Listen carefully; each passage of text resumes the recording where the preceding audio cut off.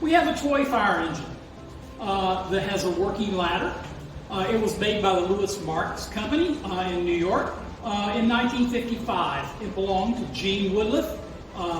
Gene grew up in Wake Forest. This cast iron stove belonged to Ruby Reed as a child.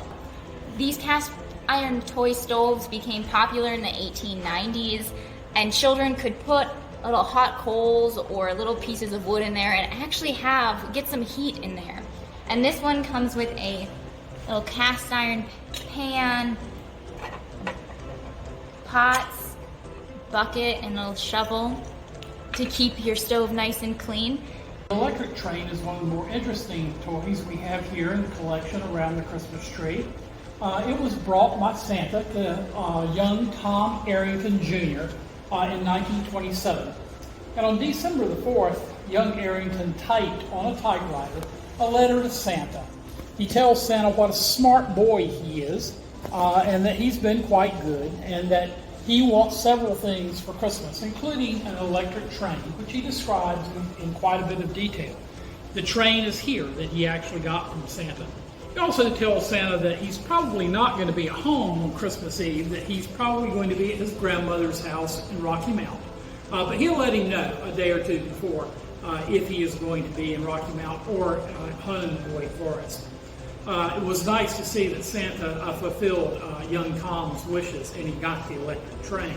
And it's still owned by his daughter today. This cutie is the cackling hen made by Fisher-Price in 1958.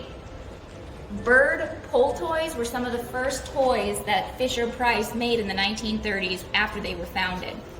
This little guy, if you pull him across the floor, he waddles and clucks.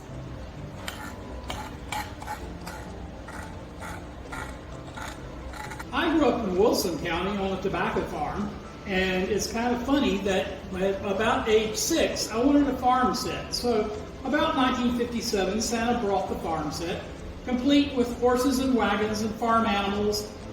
It also earlier had a tractor, which is gone. But I had lots of fun pretending to be a farmer on a farm. This rocking horse is no ordinary rocking horse. This was often referred to as a shoe fly, or that's how Sears Company would have marketed this rocking horse. It was called a shoe fly because you could put your toddler in it and they could play with the beads here at the workstation and they couldn't easily escape. So while you're doing dishes, you can keep your little tyke in here and make sure they're kept out of trouble. This one, though not a shoe fly, was made by Cast Toy Company in the 1950s. Here we have two toys that belong to myself and my wife. This belonged to Wake Forest graduate Kathy Morris.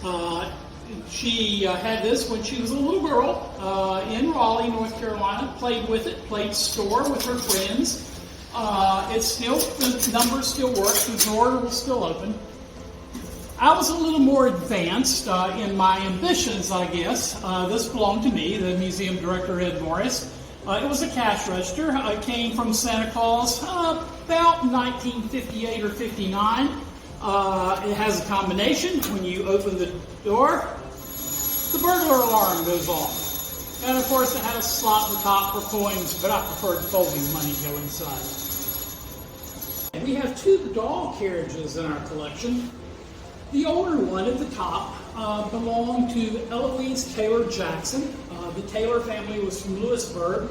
Mrs. Jackson lived in Greensboro her younger days and then moved to Raleigh as a young wife. She got the carriage for Christmas sometime in the late 1920s. However, the carriage is much older. It probably dates to the 1880s or 90s. It may have come from the Taylor family in Lewisburg, or it could have come from her mother's family, the Yancey family from Chase City, Virginia. Anyway, it was quite a nice Victorian baby carriage. It has rubber lining on the wheels, has a spring action, so like a regular baby pram from the Victorian period, it would give the baby a nice, smooth, easy ride. These are some of my favorite toys in the collection. They are handmade walnut toy blocks of lots of different shapes and sizes. And they have this fun, beautiful walnut box that they're housed in. and these belong to the children of William Bailey Royal. The tricycle was purchased in downtown Wake Forest at the Western Auto Store in Christmas 1985 for Wake Forest native Dylan Morris, who is also a graduate of Wake Forest University. It's one of the newer toys that are displayed this year around the Christmas tree. It's in 1985.